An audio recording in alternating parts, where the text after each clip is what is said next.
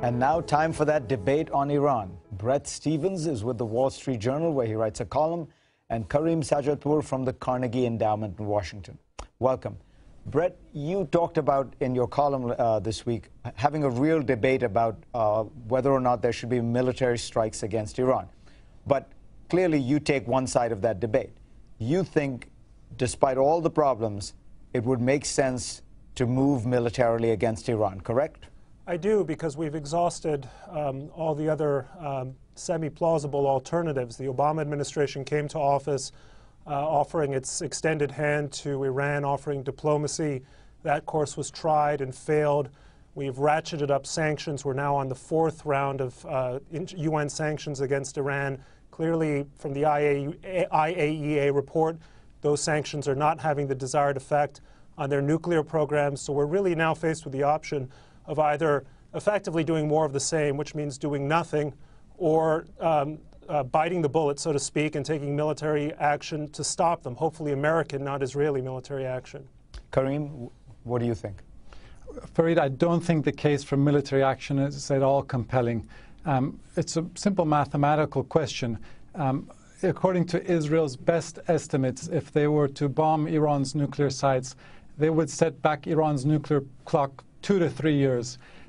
My argument is that Israeli or even U.S. military strikes on Iran would resuscitate a deeply unpopular, ideologically bankrupt regime and perhaps prolong the shelf life of the Iranian regime another decade or another generation. So if the Israelis came and said, listen, we could set back Iran's nuclear clock 10, 15 years with a military strike, I think it would be a much better case. But 2 to 3 years, I don't think this is a real serious argument. As for the internal dynamics of Iranian politics, I'm not persuaded that having a prestige program destroyed by bombs would do very much domestically for this regime. I fear that they would consolidate their position both internationally and domestically if they were able to develop or acquire nuclear weapons in the teeth of so much international opposition. Karim, what do you think the effect would be in Iran?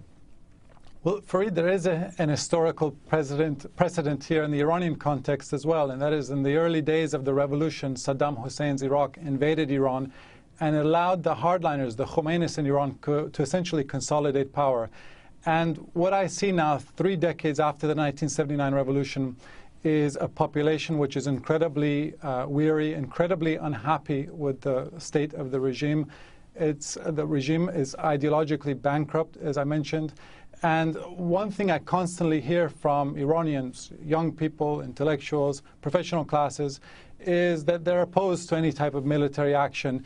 And what I would like to see is far more focus on what Israel or the United States might do, and more focus internally on what's going on in terms of the repression and human rights abuses within Iran. Well, I think here Karim and I agree entirely, but the interests here are not simply the interests of the Iranian people. There's also the interests of the international community. It's notable that the country that has been most vociferous in calling on the United States to take military action against Iran is not Israel. It actually is Saudi Arabia.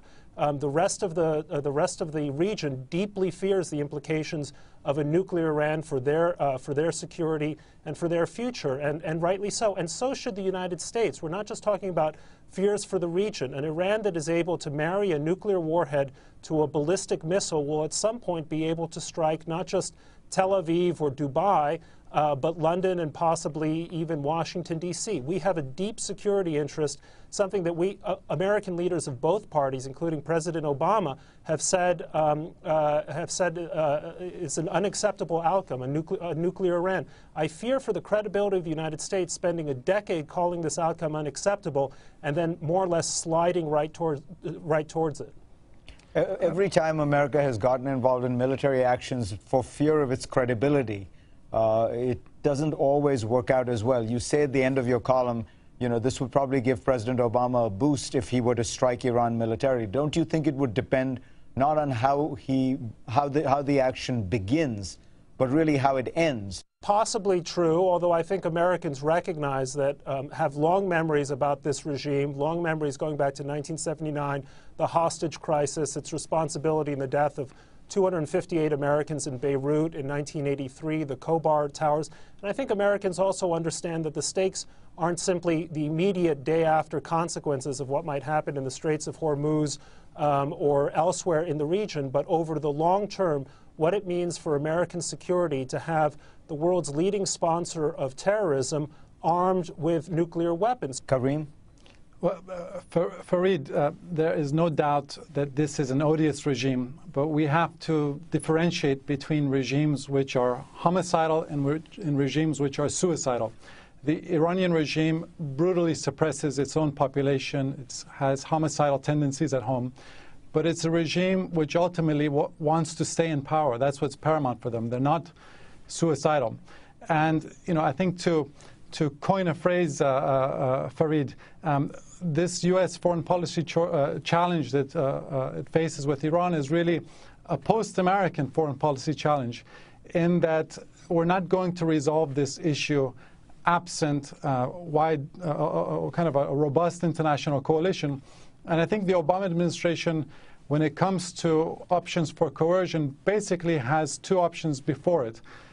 The first is to pursue very strong sanctions or very strong action with a very weak coalition, or to pursue relatively milder action and have a much more robust international coalition.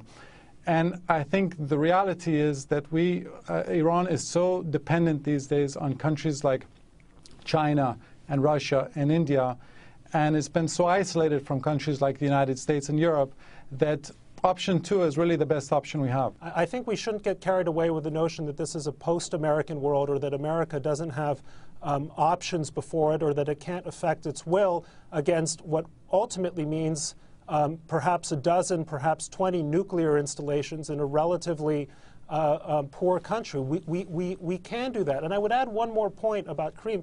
You know, he talks about homicidal versus suicidal regimes, and I have no doubt, or I'm confident, that an Iran armed with a nuclear weapon wouldn't lob it at Tel Aviv or somewhere else as a first order of business.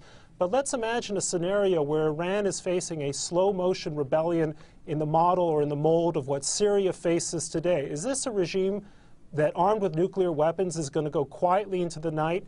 That is the scenario that really keeps me awake at night when I think of I don't understand. Do you mean it would use the nuclear weapon on its own people? No, that it would use the nuclear weapon on perhaps Israel or one of its neighbors if it felt that its life was that it was facing imminent extinction. Isn't that problem far more acute in Pakistan? Yet I don't see you calling for military strikes on Pakistan's nuclear. In other words, if you assume that a regime will just go crazy when faced with instability, why have you decided that Iran, which doesn't, let's be clear, does not actually have nuclear weapons, is the one that you should preemptively strike against? Well, let's remember that Pakistan remains, for all of its many problems, a country that has a civilian government. But the example the civilian government has absolutely no control over the nuclear program, that's true, you know it. But then that's all the more. I mean, look, I'm not.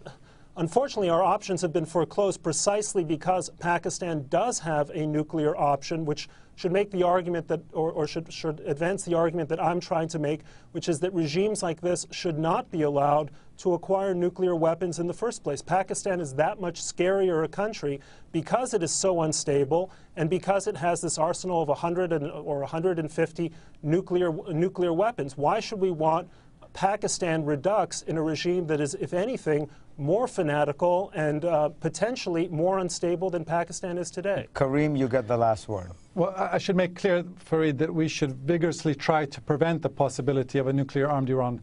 But, Fareed, your friend Jon Stewart had a great line. He was talking about Dubai, and he said that Dubai is what happens when Las Vegas and Saudi Arabia have a baby.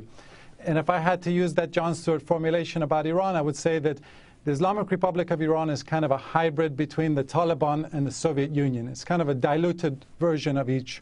It's a Byzantine, authoritarian, Islamist regime which is deeply unpopular and ideologically bankrupt. And I think that U.S. foreign policy towards the Soviet Union in the 1980s can be a useful template. That was a regime which had hundreds of nuclear weapons. We dialogued with them at a high level. We contained them. And we exhibited moral clarity, and we supported the forces of democracy and human rights. And actually, that was one of the last great victories for the neoconservatives. So I'm surprised that Bret wouldn't champion that approach. Well, they also had Gorbachev. On that note, gentlemen, we will reconvene to do round 2 of this, but thank you very much. Thank you, Fareed.